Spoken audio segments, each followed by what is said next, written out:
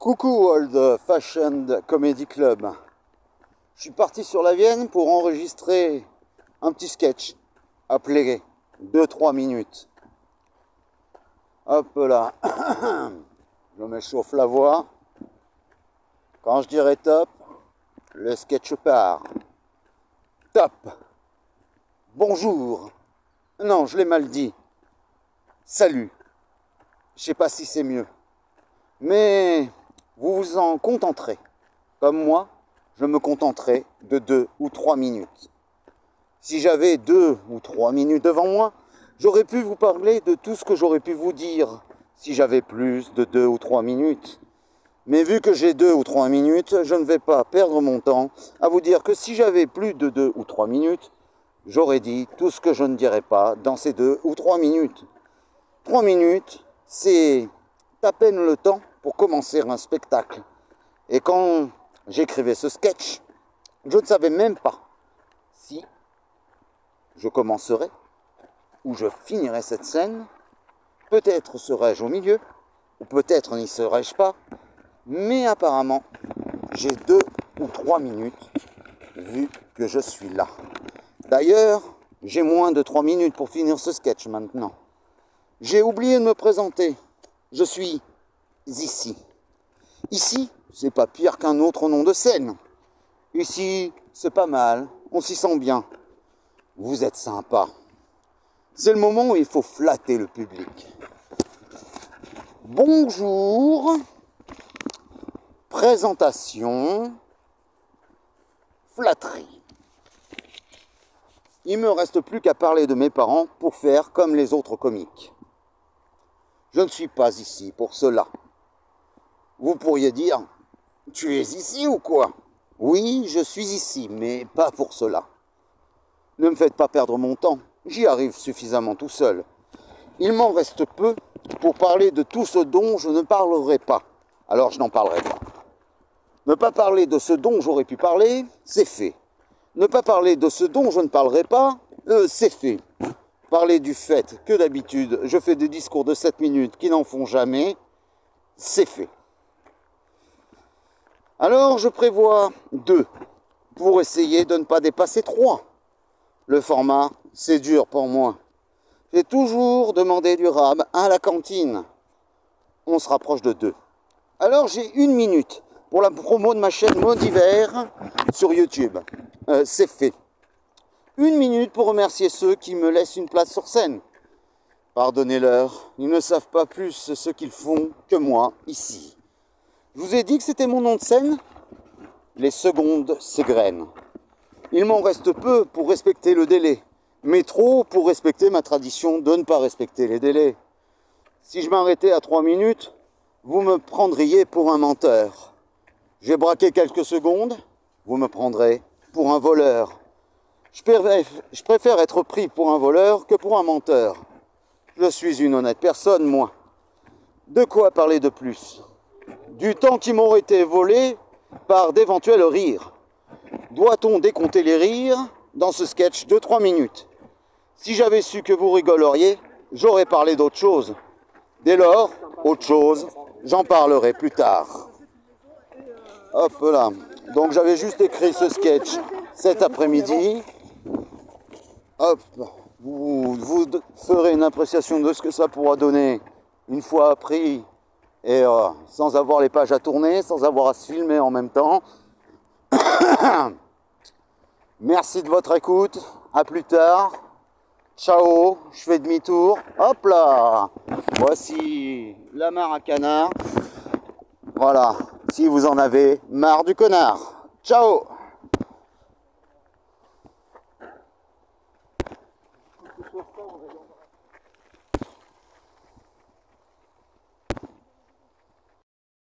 Que veux-tu pour ta vie? Pour moi, personnellement, Qui es-tu pour me poser cette question? Je suis ton génie du mois. Mon génie du mois? Et tu me diras bientôt que j'ai 3 vœux pour améliorer mon triste sort. Tu es un véritable génie. À vrai dire, je ne suis que ton poids qui pense à lui. Alors je peux te demander de faire la paix dans le monde. Je crois que tu ne m'as pas bien compris. Tu te crois apparemment au concours Miss France. Je te demande de faire un vœu pour toi, pas pour le monde. Si je te demandais 1 milliard, j'aurais peur de me retrouver avec un billard. Et pour autre chose, j'aurais peur que mon caleçon invite une mythe. Je constate que tu connais la blague du jean. Plus sérieusement maintenant, je voudrais savoir quoi dire à mon auditoire. Pour cela, tu m'as une chose à faire, te tourner vers lui. Bonjour. Veuillez m'excuser pour ce court moment d'égotisme. Cette tendance à s'analyser et à parler de soi.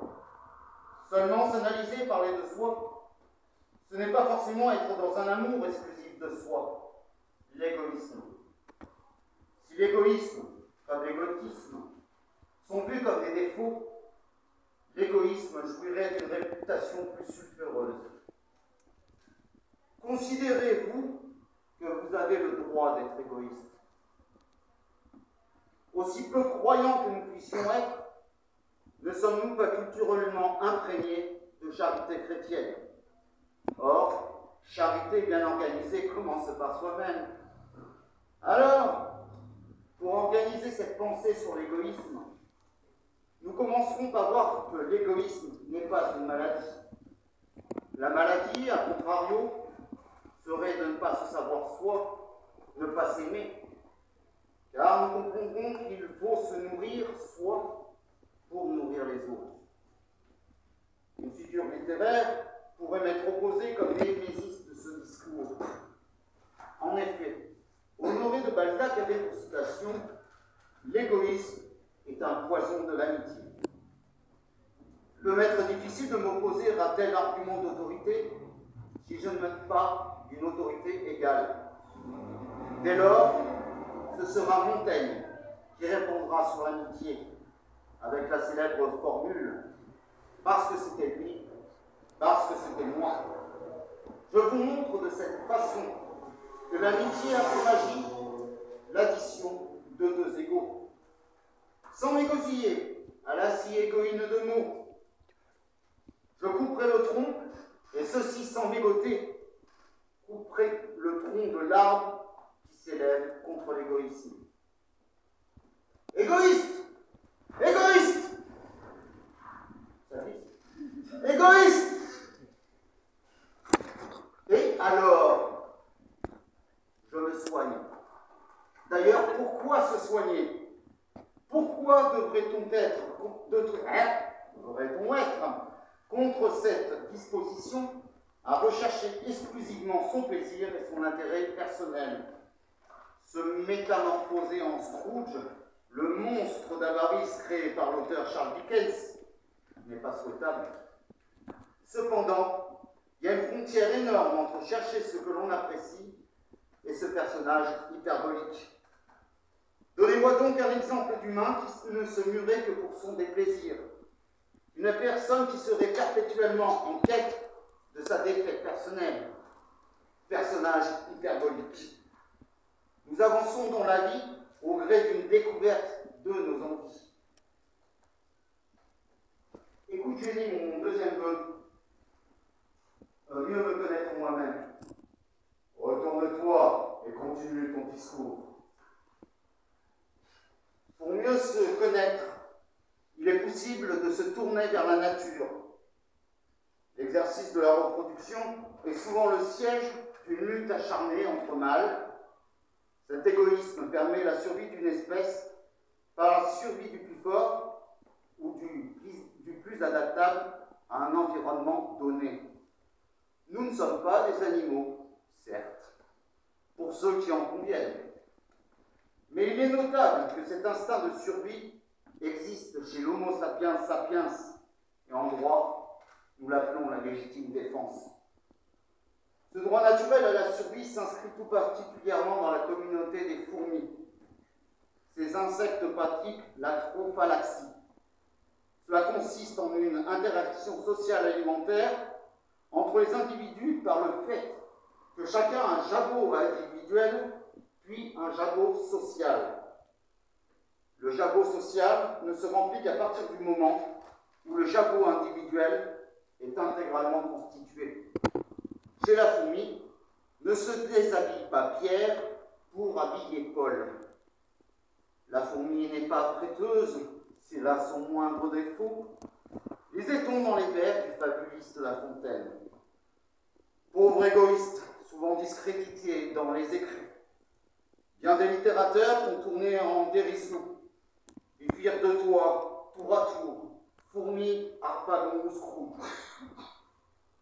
Il ne serait pas bon de penser à soi, mais égoïste, je suis venu penser tes blessures. Tous ceux qui écrivirent qu'il n'était pas sain de penser à soi, n'ont-ils pas sciemment pensé cela pour que vous pensiez à eux? Un égoïste, c'est quelqu'un qui ne pense pas à moi, pourrait me dire un égoïste. Mon troisième vœu sera que vous puissiez oublier la blague du djinn. Il faut que je pense à moi. Pour qu'ils oublient cette blague, il faut finir ce discours en ouvrant une nouvelle question. N'est-ce pas en vivant pour vous que vous vivrez pour les autres?